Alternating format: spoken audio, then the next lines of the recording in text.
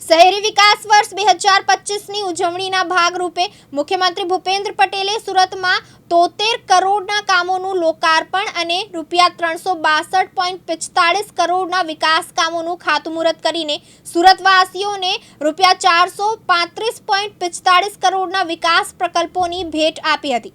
મુખ્યમંત્રીશ્રીના હસ્તે સુરત મનપા દ્વારા જરૂરિયાતમંદ નાગરિકો માટે નવનિર્મિત 1494 PM આવાસોનો કમ્પ્યુટરાઇઝ્ડ ડ્રો પણ કરવામાં આવ્યો હતો। સુરત શહેરને સુપર સ્વચ્છ લીગમાં અગ્રીમ સ્થાન અપાવનાર સ્વચ્છ સુરત માટે પાયારૂપ સ્વચ્છતા કર્મીઓ સાથે સંવાદ કરી મુખ્યમંત્રીશ્રીએ અભિનંદન પાઠવ્યા હતા। સુરત મહાનગરપાલિકાની શાળાઓમાં ઇનોવેટિવ એજ્યુકેશન આપવાના હેતુથી નિર્મિત રોબોટિક લેબ્સ કાર્યરત થઈ છે, જે અંગે સુમન શાળાઓના વિદ્યાર્થીઓએ મુખ્યમંત્રીશ્રીને AI based smart and innovative education અંગે માહિતગાર કર્યા હતા। સુરત મહાનગરપાલિકાના રોબોટિક લેબ્સ નિદર્શન સ્ટોલની મુલાકાત લઈ મુખ્યમંત્રીશ્રીએ વિદ્યાર્થીઓને પ્રોત્સાહિત કર્યા હતા।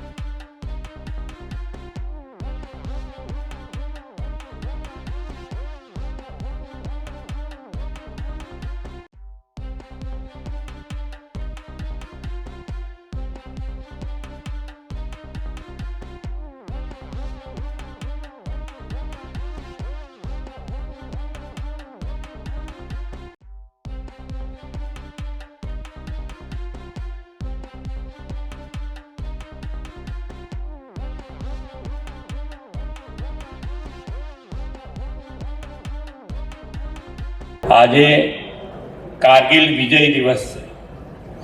કારગિલ યુદ્ધના વિજયમાં અમર બલિદાન આપનાર રાષ્ટ્રવીરો, સશસ્ત્ર દળોના પરાક્રમી મહાનાયકોને હું વંદન કરું છું। દુશ્મનોને પરાસ્ત કરીને લગાતાર ભારતના વિજયની ધજા પતાકા આપણી સેના લહેરાવી રહી છે। કારગિલ વિજય દિવસથી શરૂ થયેલી આપણી સૈનિકોની પરાક્રમ ગાથા વિશ્વ નેતા અને યશસ્વી વડાપ્રધાન શ્રી નરેન્દ્રભાઈ મોદીના નેતૃત્વમાં સર્જિકલ સ્ટ્રાઇક, એર સ્ટ્રાઇક અને તાજેતરમાં ઓપરેશન સિંદૂરની જ્વલંત સફળતા સુધી પહોંચી છે। રાષ્ટ્રહિત પ્રથમના ભાવ સાથેના આદરણીય મોદી સાહેબના નેતૃત્વએ હર હંમેશ સેનાનું મનોબળ સતત વધાર્યું છે અને આપણે ઓપરેશન સિંદૂરથી આતંકવાદીઓનો સફાયો કર્યો તે પણ અભિનંદનને પાત્ર છે। સુરક્ષા અને સલામતી પાયાની અને પહેલી શરત છે।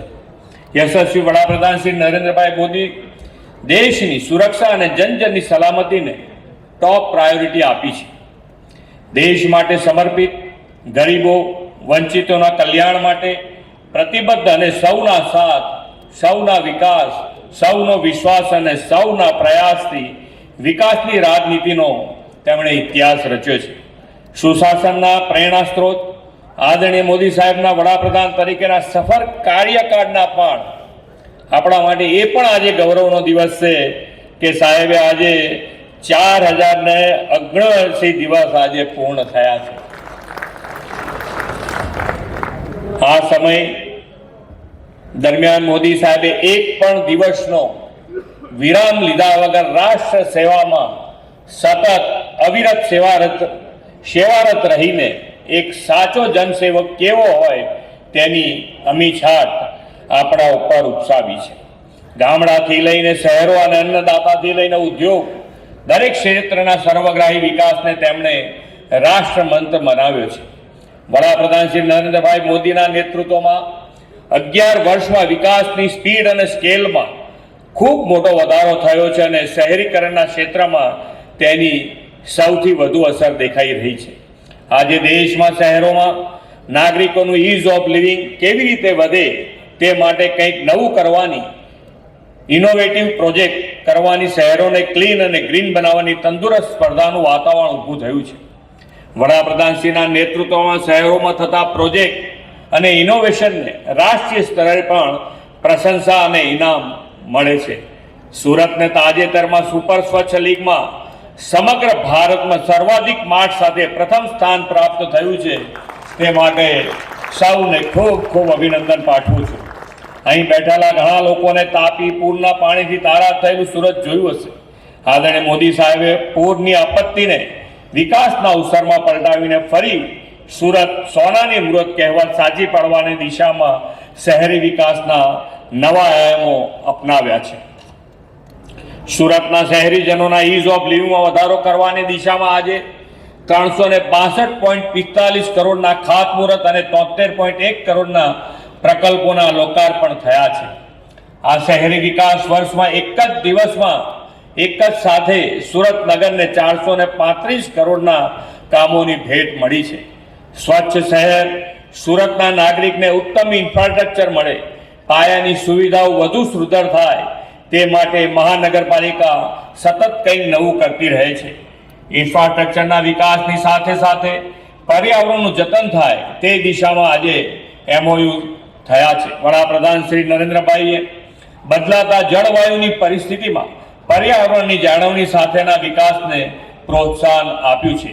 દેશને 2070 સુધીમાં નેટ ઝીરો બનાવવાની તેમની નેમ છે. ગુજરાતે તેમાં લીડ લેવાનો નિર્ધાર કર્યો છે. વડાપ્રધાન શ્રી નરેન્દ્રભાઈ આપણા શહેરમાં વધતા જતા પ્રદૂષણને ઓછું કરવા માટે શહેરોને ક્લીન, ગ્રીન અને ક્લાઇમેટ રિલિજન્ટ બનાવવાની હાકલ કરી છે. ઈ મોબિલિટીને પ્રોત્સાહન આપ્યું છે. આદરણીય શ્રી મોદી સાહેબે શહેરોમાં બેઝિક ઇન્ફ્રાસ્ટ્રક્ચરની સાથે હરિયાળી બને તે માટે બાગ બગીચાના વિકાસ અને એક પેડ માં કે નામ અભિયાન દ્વારા વૃક્ષારોપણને પણ પ્રોત્સાહન આપ્યું છે. અર્બન ફોરેસ્ટ ગ્રીન કવર વધારવું છે. કેચ ધ રેન, આપણી પાસે એવું વિઝનરી લીડર છે કે જેમાં આગળનું ભવિષ્યમાં પણ આપણને કોઈ તકલીફ ના પડે એના માટેની વ્યવસ્થા આગળ ને આગળ આપણે કરતા જઈ રહ્યા છીએ. જે રીતે અત્યારે પાટીલજી અહીંયાથી કીધું એમ કેચ ધ રેન, એટલે અત્યારે જે પાણી આપણે વાપરીએ છીએ પણ ભવિષ્યમાં પાણીની તકલીફ ના પડે એનું આજથી આયોજન એ કેચ ધ રેન અંતર્ગત દરેકે આખા દેશમાં એક મુહિમ તરીકે માન્ય પાટીલજીએ ચલાવ્યું છે. અને જે પ્રમાણે ગુજરાતે જે લીડ લીધી છે એમણે કીધું કે ભાઈ 6ઠ્ઠા નંબરથી આપણે 1 નંબર ઉપર આવ્યા છે અને આપણે હવે ટકી રહેવા માટે એ દિશામાં ખૂબ મહેનત રોજે રોજ કરવી છે. અને તો જ ટીપે ટીપું વરસાદનું પાણી સંગ્રહ થાય તો સંગ્રહ કરીએ અને ના થાય તો ટીપે ટીપું પાણી જમીનમાં કેવી રીતે ઉતરે એના માટેનો આપણા સૌનો પ્રયત્ન હોવો જોઈએ. અર્બન ટ્રાન્સપોર્ટેશનના વિઝનથી સુરતમાં દેશનો સૌથી લાંબો 108 કિલોમીટરનો BRTS રૂટ નિર્માણ થયો છે. પર્યાવરણ જતન માટેના મોદી સાહેબના વિઝન અનુરૂપ હવે આ BRTS કોરિડોરમાં 450 જેટલી ઇલેક્ટ્રિક બસોનું સંચાલન કરનારું દેશનું પહેલું શહેર આપણું સુરત છે. સ્વચ્છતામાં અગ્રેસર, Surat green clean environment friendly industrial development city તરીકે અર્નિંગ વેલ લિવિંગ વેલને સાકાર કરશે તેવો પણ મને વિશ્વાસ છે. વડાપ્રધાન શ્રી નરેન્દ્રભાઈ મોદીએ શરૂ કરાવેલી વાઇબ્રન્ટ સમિટના પરિણામે ગુજરાતમાં વેપાર ઉદ્યોગ વધ્યા અને સુરત જેવા શહેરો આર્થિક ગતિવિધિના કેન્દ્રો બન્યા છે. આ આર્થિક વિકાસના કેન્દ્રો 2047 સુધીમાં કેવા હશે તેનું અત્યારથી જ વડાપ્રધાનશ્રીએ આયોજન કરીને સુરત અને તેની આસપાસના વિસ્તાર શહેરી વિકાસ વર્ષ 2025ની ઉજવણી અંતર્ગત સુરત મહાનગરપાલિકાના ₹73.1 કરોડના વિવિધ પ્રકલ્પોના લોકાર્પણ અને 362.45 કરોડના પ્રકલ્પોના ખાતમુહૂર્ત પ્રસંગે આપણી સૌની સાથે મંચ ઉપર ઉપસ્થિત યશસ્વી પ્રદેશ પ્રમુખ શ્રી અને કેન્દ્રીય જળશક્તિ મંત્રી શ્રી CR પાટીલજી, મારા સાથી મંત્રી શ્રી કનુભાઈ દેસાઈ, શ્રી હર્ષભાઈ સંઘવી, શ્રી મુકેશભાઈ પટેલ, સાંસદ શ્રી મુકેશ. તો સુરતનો વિકાસ એ કદાચ આખા દેશમાં આજે પણ સૌને માટે એક ઈર્ષ્યાનું કારણ છે.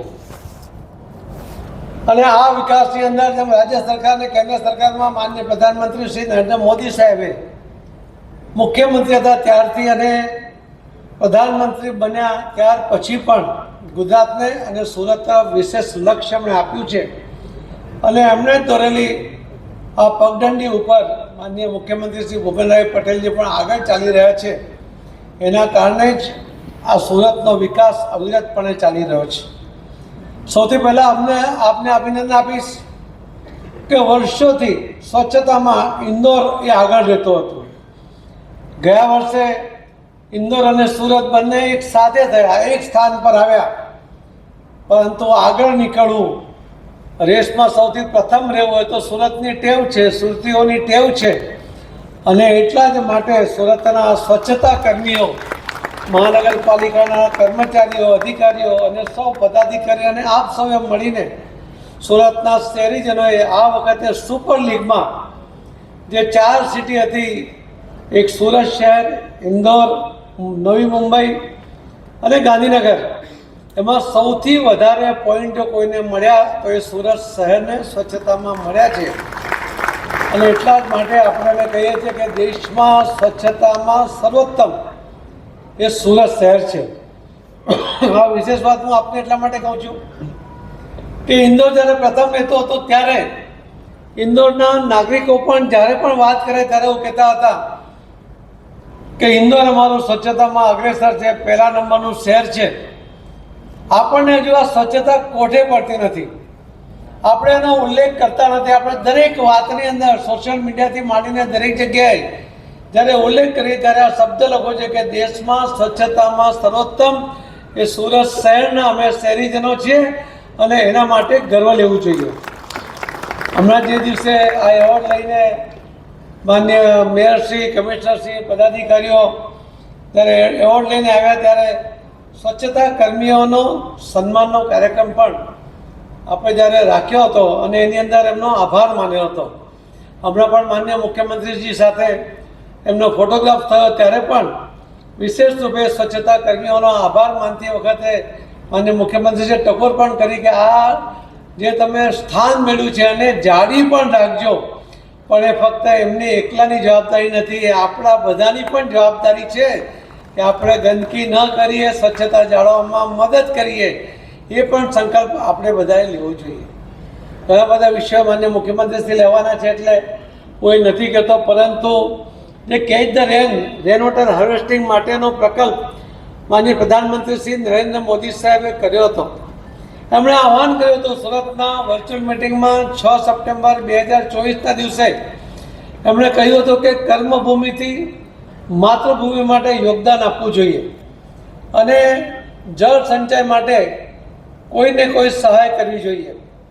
હું સુરતના સૌ શહેરીજનોને, વિશેષ કરીને જે અલગ અલગ રાજ્યના લોકો છે અને એમાં પણ જે રાજસ્થાનના વેપારી ભાઈઓ છે, એમણે જે રાજસ્થાન માટે અને અલગ અલગ જગ્યાએ જે યોગદાન આપ્યું અને લોકો પણ એમાં જોડાયા, 32 લાખ સ્ટ્રક્ચર આપણે 8 મહિનામાં પૂરા કરી શક્યા.